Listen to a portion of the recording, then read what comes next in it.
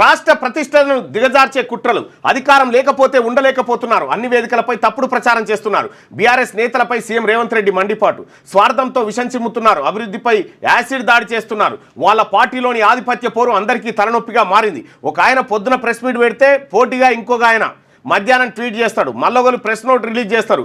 రాష్ట్రం దివాలా తీస్తేనే వాళ్ళకి సంతోషం. ఎందుకంత కడుపుమంట? వాళ్ళ అనుభవాన్ని రంగరించి ప్రభుత్వానికి సూచనలు ఇవ్వచ్చు కదా. గచ్చిబౌలి భూముల చుట్టూ చేరిన గుంటనక్కలకు గుణపాఠం తప్పదు. అసెంబ్లీలో చర్చ సందర్భంగా ముఖ్యమంత్రి ప్రసంగం. ఎగిరెగిరి పడితే ఎన్నికలు రావు. మీరు అంటే బీఆర్ఎస్ వాళ్ళు ఎంత ఎగిరెగిరి పడినా ఎన్నికలు 2028లోనే వస్తాయి. మహేశ్వర్ రెడ్డి పార్టీ బీజేపీ జమిలీ ఎన్నికలు అంటుంది. ఒకవేళ అవి కూడా కలిస్తే ఎన్నికలు 2029కి పోయేలా ఉన్నాయి. సో ఉన్న అసెంబ్లీ కూడా ఇంకో 6 నెలలు ఎక్స్ట్రాగా ఉండే పరిస్థితులు కనిపిస్తున్నాయి. మీరు తాపత్రయపడినంత మాత్రాన, ఆవేదన చెందినంత మాత్రాన వచ్చే సంవత్సరం ఎలక్షన్లు రావు. ఆనాడు బీఆర్ఎస్ హయాంలో ఎమ్మెల్యేలు పార్టీ మారితే కొందరికి మంత్రి పదవులు కూడా ఇచ్చారు. నాడు వాళ్ళు ఎందుకో డిస్క్వాలిఫై కాలే, ఎందుకు ఉప ఎన్నికలు రాలే? మరి ఇప్పుడు ఎట్లా వస్తాయి? 2014 నుంచి ఒకే చట్టం ఉంది. స్పీకర్ పదవి, విప్ పదవి, ప్రతిపక్షం అన్నీ అట్లనే ఉన్నాయి. చట్టం మారలేదు, న్యాయం మారలేదు. ఇంకెట్లా ఉప ఎన్నికలు వస్తాయి అనుకుంటున్నారు అని ముఖ్యమంత్రి రేవంత్ రెడ్డి గారు ఇక్కడ మన అంటే ఏంది వాస్తవం ఏంది అనేది ఒక్కసారి పరిశీలిస్తే, పార్టీ ఫిరాయించారు. ఒక పార్టీలో గెలిచి ఇంకో పార్టీలోకి జంప్ అయినారు. పార్టీ ఫిరాయింపు ఇదొకటి. రాజీవ్ గాంధీ గారు అంటే అప్పట్లో ఈ పార్టీలో గెలిచి అండ్లకు పోతురు, అండ్ల గెలిచి ఇండ్లకు పోతురు అని రాజీవ్ గాంధీ గారు ప్రధానమంత్రిగా ఉన్న సమయంలో పార్టీ ఫిరాయింపుల నిరోధక చట్టం అని చేసిండు.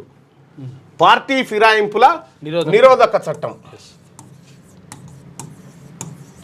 పార్లమెంట్ చేసింది. అయితే ఈ చట్టం రూపకల్పనలో అత్యంత కీలక పాత్ర పోషించిన వ్యక్తి పుంజాల శివశంకర్ గారు. పుంజాల శివశంకర్ ఈయన శంషాబాద్ పక్కన ఉన్న మామిడిపల్లి విలేజు, మన బీసీ బిడ్డ, కేంద్ర న్యాయశాఖ మంత్రిగా పనిచేసినటువంటి ఆయన. పార్టీ ఫిరాయింపుల నిరోధక చట్టాన్ని ఎప్పుడైతే కేంద్ర ప్రభుత్వం తీసుకొచ్చిందో, ఇక పార్టీలు మారితే పదవి పోయేటువంటి పరిస్థితులు ఉండే. అయితే 2014లో కేసీఆర్ గారు 2023 వరకు పనిచేసిండు. 9 సంవత్సరాల 6 నెలల కాలం పాటు ఎన్నికల్లో ముఖ్యమంత్రిగా పనిచేసిండు. ఈ కాలంలో ఆయన మొత్తం 42 మందిని చేర్చుకుండు. 42 మంది ఇతర పార్టీల ఎమ్మెల్యేలను, కాంగ్రెస్, తెలుగుదేశం అందరినీ 42 మంది, ఆఖరికి సిపిఐ అభ్యర్థిని కూడా చేర్చుకున్నాడు. ఇక్కడ దేవరకొండ ఎమ్మెల్యేగా ఉన్నటువంటి ఆయనను కూడా ఇందులో చేర్చుకుండు. బీఎస్పీ వాళ్ళని చేర్చుకుండు. ఎవరిని? ఇంద్రకరణ్ రెడ్డి, ఆ తర్వాత కోనేరు కోనప్ప. బీఎస్పీ వాళ్ళు ఇద్దరు గెలిస్తే వాళ్ళని చేర్చుకుండు. ఇటు సిపిఐ వాళ్ళని తీసుకుండు, ఇటు తెలుగుదేశం వాళ్ళని తీసుకున్నాడు, అటు కాంగ్రెస్ వాళ్ళని తీసుకున్నాడు గంపగుత్తగా. ఇట్లా 42 మందిని తీసుకున్నాడు. తీసుకున్నటువంటి సందర్భంలో ఆయన ఎట్లా తీసుకున్నాడు? మరి వీళ్ళకి పార్టీ ఫిరాయింపుల నిరోధక చట్టం వర్తించదా అంటే వీళ్ళని ఒక్కరొక్కరుగా తీసుకోలే.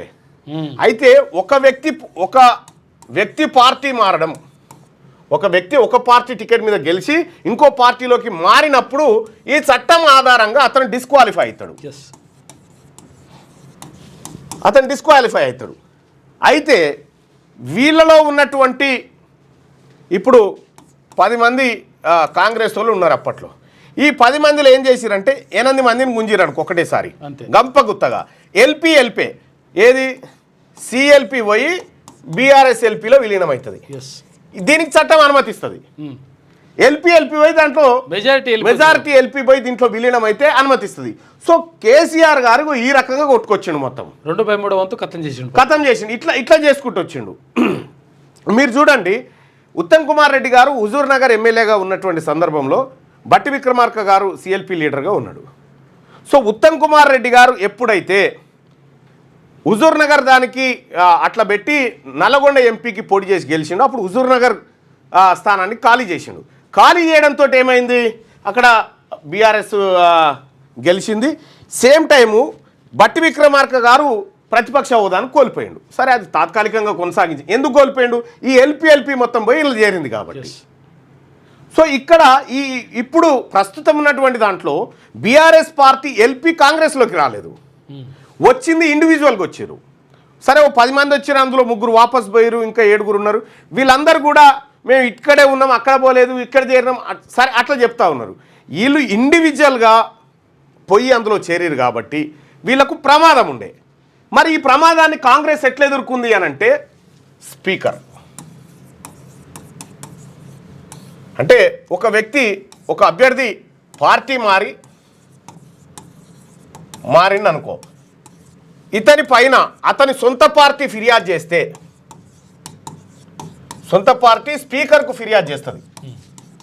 స్పీకర్కు ఫిర్యాదు చేస్తే స్పీకరు ఇది విచారించి ఇతను పార్టీ మారింది కాబట్టి ఇతను సభ్యత్వాన్ని కోల్పోతుండు అని స్పీకర్ నిర్ణయం చేస్తాడు. మరి స్పీకర్ ఎప్పుడు చేయాలి ఈ నిర్ణయం అంటే ఆయన ఇష్టం, ఆయన నిర్ణయాధికారం ఉంది కాబట్టి ఆయన ఇష్టం వచ్చినప్పుడు చేస్తాడు, మెల్లగా చేస్తాడు.